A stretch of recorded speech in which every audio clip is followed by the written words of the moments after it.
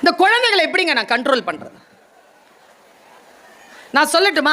அந்த குழந்தைகளை மிகப்பெரிய அளவில் ஒரு இலக்கை நோக்கி அந்த குழந்தைகளை நகர்த்துவதற்கு நாம் ஒரு 3 பரிசுகளை அந்த குழந்தைகளுக்கு தரணும். 3 பரிசுகளை தந்துட்டோம்னா போதும் அந்த குழந்தைகளுக்கு. நான் சொல்றேன், இந்த குழந்தைகளுக்கு பெற்றோர்களாகிய நீங்கள் தரக்கூடிய 3 பரிசுகளை சொல்லிட்டு போறேன். நான் 3 பரிசுகளை கொடுத்துருங்க பார்ப்போம் உங்க குழந்தைகளுக்கு. என் மகன் என்னை எப்படி நேசிக்கிறானோ உங்கள் பிள்ளைகளும் உங்களை நேசிப்பார். 3 பரிசுகளை நான் இன்னைக்கு சொல்றேன். நான் சொன்னதுல யாருக்கேனும் மன வருத்தம் இருந்ததுன்னா மன்னிச்சிருங்க.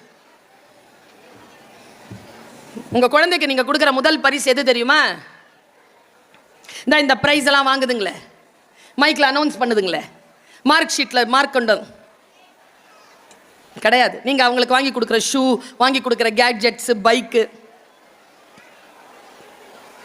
கண்டிப்பா ஒரு குழந்தைக்கு ஒரு பெற்றோர் தருகின்ற முதல் பரிசு அம்மாவும் அப்பாவும் அன்போடு சேர்ந்து இருப்பது. 2 பேரும் சேர்ந்துருங்க. தயவு செஞ்சு சண்டை போட்டுக்காது, சண்டை போட்டு பிரிஞ்சிடாது.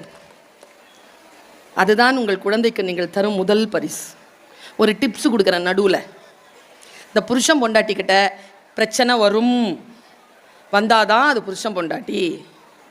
எங்களுக்கு மத்தியில் எந்த பிரச்சனையும் வரலன்னா அங்கே ஏதோ சரியில்லைன்னு அர்த்தம். சரியாக இருக்குன்னா சண்டை வரும். ஒரே ஒரு டிப்ஸ் தான், தயவு செய்து உயிருக்கு ஆபத்தான நிலை வந்தால் ஒழிய 3வது நபரிடம் பஞ்சாயத்திற்கு போகாதீர்கள். வேண்டாம். புருஷன் பொண்டாட்டி நடுவில் வரவே கூடாதவங்க 3 பேர். நாம் பெத்தது, நம்மளை பெத்தது, நம்ம கூட பிறந்தது, வரவே கூடாது.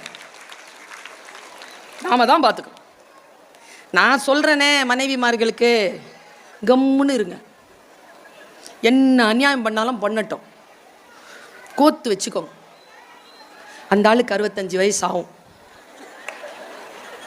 ஒன்னொன்னா பயமா இருக்கா?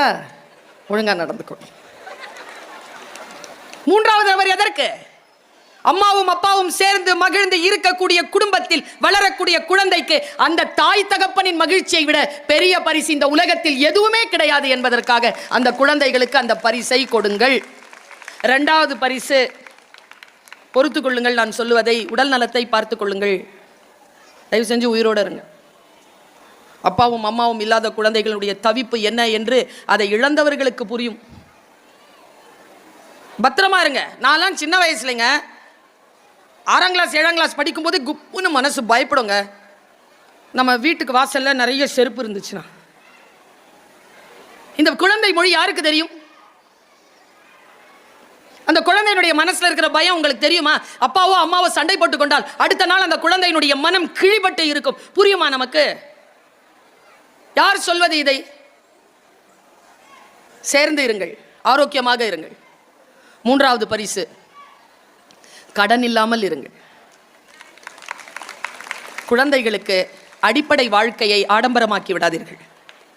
எளிமையையும் பணிவையும் அந்த குழந்தைகளுக்கு சொல்லிக் கொடுங்கள். நம்ம குழந்தைகள் யாரு அப்படிங்கிறத நான் ஏற்கனவே இதை பல மேடைகளில் சொல்லியிருக்கேன், நினைவுபடுத்துறேன். இந்த குழந்தைகள் நமக்கு இறைவனால், இயற்கையால் நம் வீட்டிற்கு தரப்பட்ட வரம். சரியா? அதை பெற்றவர்கள் நாம். அதனால் நமக்கு பெற்றோர்னு பேர். அதை நாம் பெற்றோம். இந்த குழந்தை என்கின்ற வரத்தை பெற்றோம். நாம் பெற்றோர்கள் கிட்ட கேட்குறேன், இந்த பாய்ஸ் இருக்கிறானுங்கல்ல, உங்க வீட்டில் பசங்க இருக்கிறானுங்கல்ல, ஏன் உங்க பேச்சை கேட்கறது இல்லை? கேட்குறாங்களா? எத்தனை பேர் கை தூக்குங்க, என் வீட்டில் என் பிள்ளை என் பேச்சை கேட்குதுன்னு?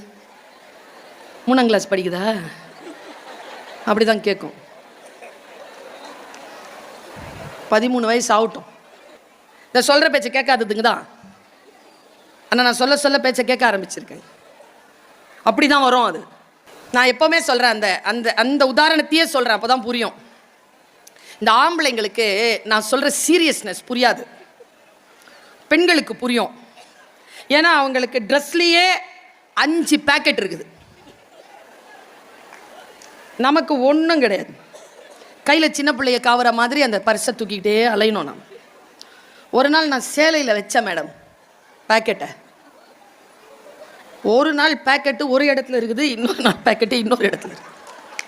நம்ம மெட்டபாலிசம் அப்படி, அவங்களுக்கு வாச்ச மாதிரி நமக்கு இல்லை. நம்ம தமிழ்நாட்டில் பிறந்துட்டோம், வயசாக வயசாக இப்படி தான் இருப்போம். ஆனால் கையில் பர்ஸ் வச்சுட்டு வந்தேன்னா தொலைச்சிட்டேன். பர்ஸை தொலைஞ்சு போச்சு. ரங்கராஜன் சார், எங்க மேடம் தொலைச்சிங்க? பஸ்ல தொலைச்சிட்டேன் சார். தேடினியாமா? தேடினேன் சார். கிடைச்சதா?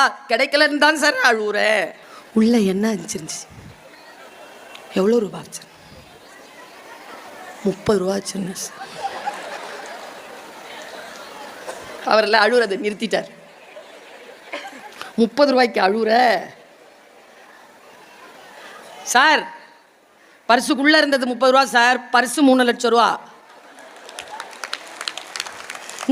இந்த பிள்ளைங்க நமக்கு கொடுக்குற அன்பு, அதுங்க நமக்கு நம்ம பேச்சை கேட்கறது, அதுங்க வாங்கிட்டு வர பரிசு, அதுங்க வாங்கிட்டு வர மார்க்கெல்லாம் 30 ரூபா. அதுங்க 3 லட்சம் ரூபா. அதுங்களை பாதுகாப்பாக கொண்டாடணும். நம்ம வீட்டில் இருக்குது இல்லை புருஷன் ஒன்று, அது கொண்டு வந்து கொடுக்கறது, அது அன்பு செலுத்துறதெல்லாம் 30 ரூபா. அது இருக்குது இல்லை, அது 30 லட்சம். புருஷங்கிற ஒன்று வேணுங்க.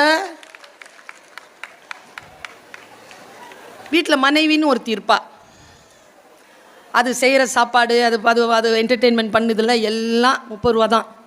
அது இருக்குது இல்லை, அது 3 கோடி.